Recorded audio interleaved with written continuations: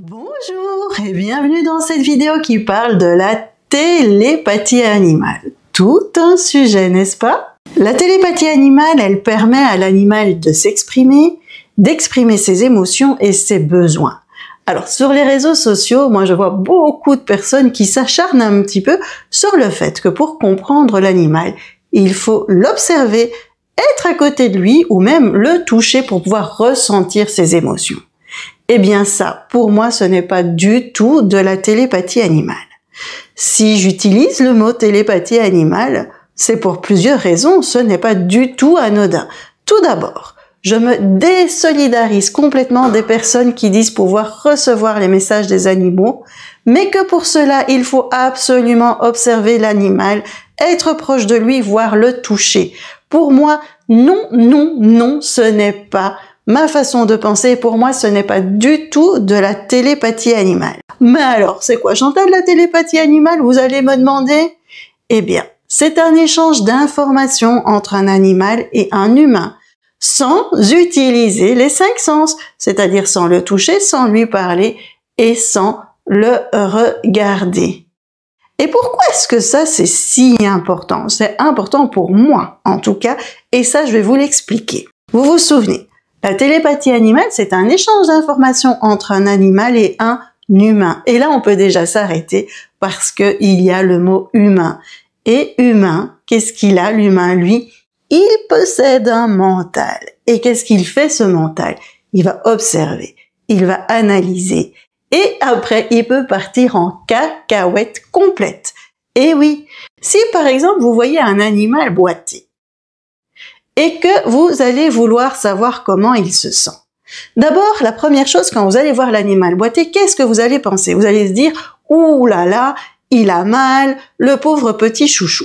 Et lorsque vous allez vous connecter avec lui pour savoir comment il se sent, à quoi est-ce que vous allez vous attendre comme réponse? Vous allez vous attendre à une réponse du genre, j'ai mal, ça va pas bien du tout, etc., etc.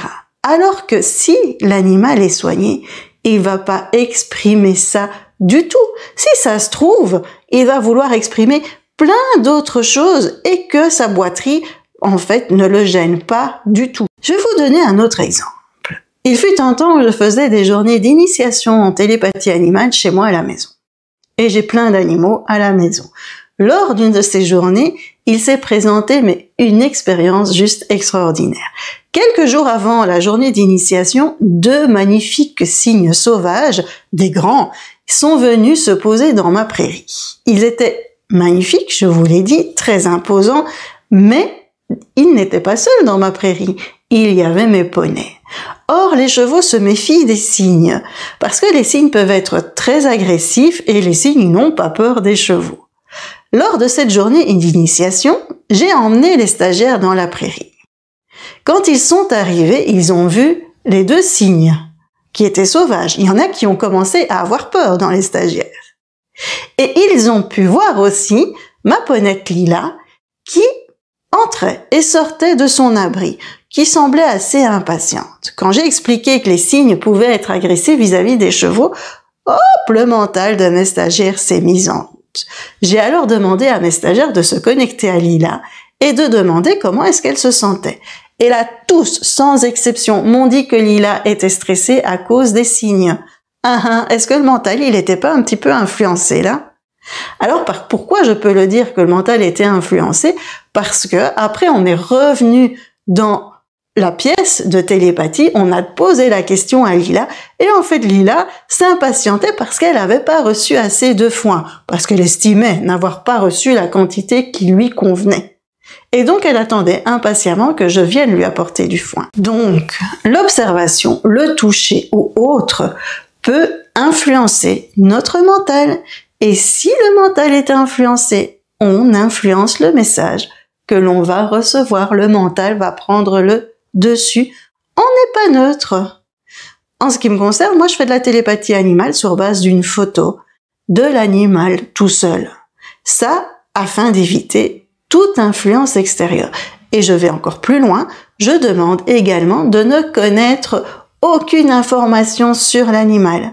Ainsi, quand je me connecte à lui, je sais que je suis neutre, je ne connais rien de lui, et donc tout ce que je vais recevoir, je sais et je suis confiante sur le fait que je ne l'invente pas, que je ne l'imagine pas du tout. Mon mental ne peut rien faire, il ne reçoit aucune information en fait.